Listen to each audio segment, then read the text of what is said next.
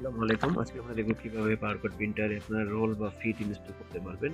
এর জন্য ১ম এ আমরা আমাদের রোল বা ফিটটাকে একটি স্ট্যান্ডে বসিয়ে নিলাম। তারপরে এটা আমরা ঢাকনাটি ওপেন করে ঠিকঠাক মতো প্রিন্টারের ভেতরে পুশ করে নিলাম। তারপর পুশ বাটনটি প্রেস করে উপরে যে সেকশন আসে এটা খুলে নিয়ে দেখতে পাচ্ছি আমরা নিচে যে একটি স্ক্রলার আছে, ওই স্ক্রলারটা ঘোরালেই এই যে আমাদের স্পেস বারটা ওপেন হয়ে যাচ্ছে।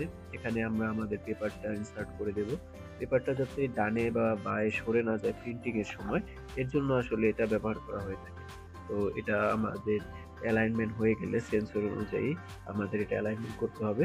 অ্যালাইন হয়ে গেলে আমরা স্ক্রলটাকে আবার পুনরায় আগের মতো অ্যাডজাস্ট করে দিব পেপারের সাইজ অনুযায়ী। তো আমাদের পেপারের সাইজ অনুযায়ী এটা অ্যাডজাস্ট হয়ে গিয়েছে।